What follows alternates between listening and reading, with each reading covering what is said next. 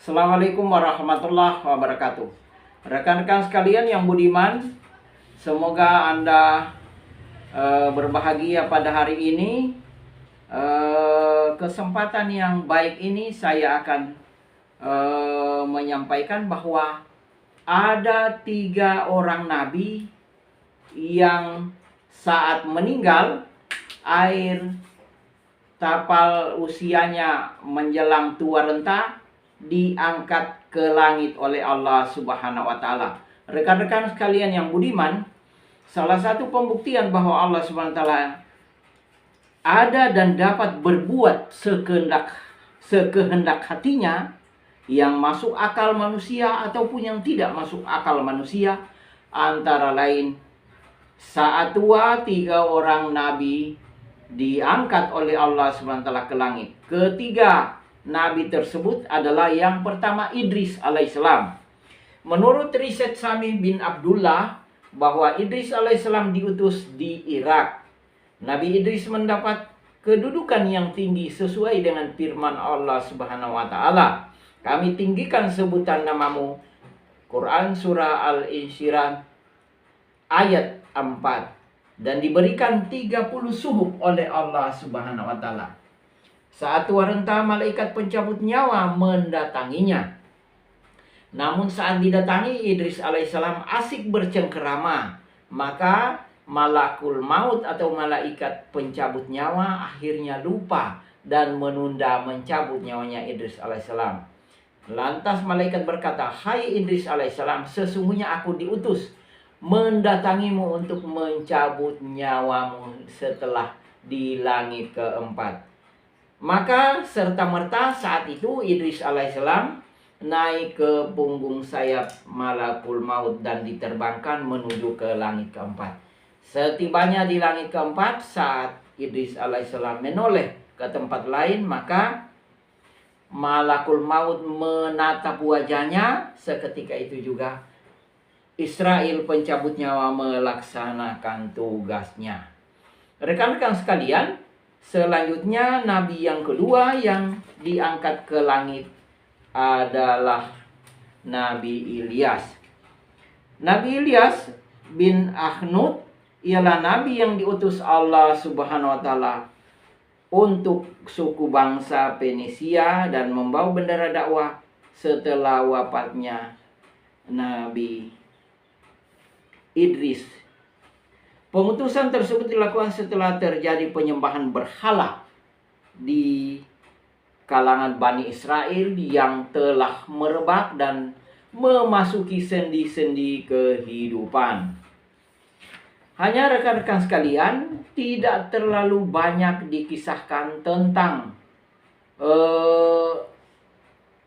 apa saja bentuk kejahilan yang dilakukan oleh Bani Israel, umatnya Nabi Ilyas waktu itu. Namun memang karena puncak kebobrokan umat daripada Ilyas, maka Allah Subhanahu wa taala ingin menyelamatkan Ilyas sendiri dan menurunkan azab kepada kaumnya.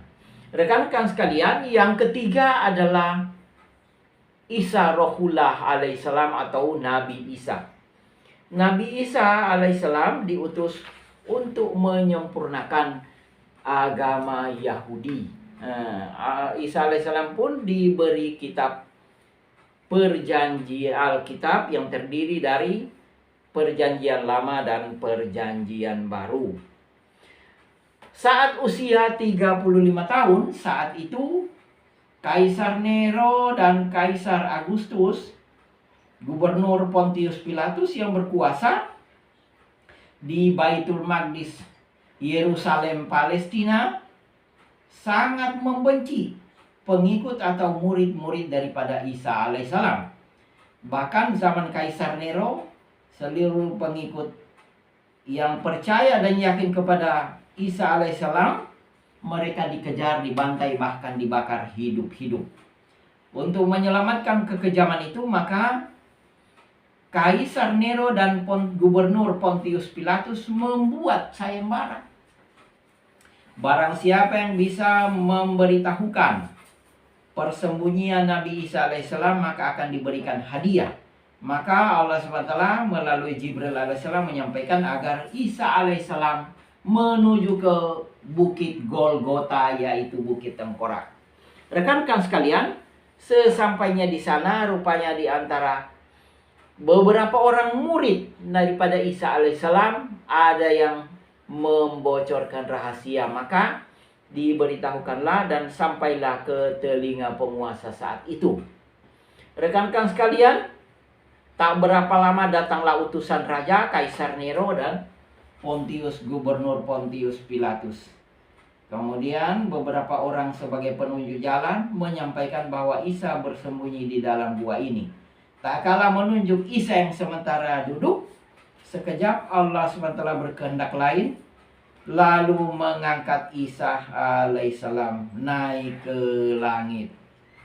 Sementara dalam versi riwayat yang lain terlihat ada kemiripan salah satu orang yang ada di dalam gua saat itu sebagai penunjuk jalan. Wallahu a'lam bishawab. Rekan-rekan sekalian, semua kebenaran, semua kesahihan, semua berita yang autentik diketahui dan hanya Allah Subhanahu wa taala yang mengetahui. Allah Subhanahu wa taala dan Rasulnya yang mengetahui.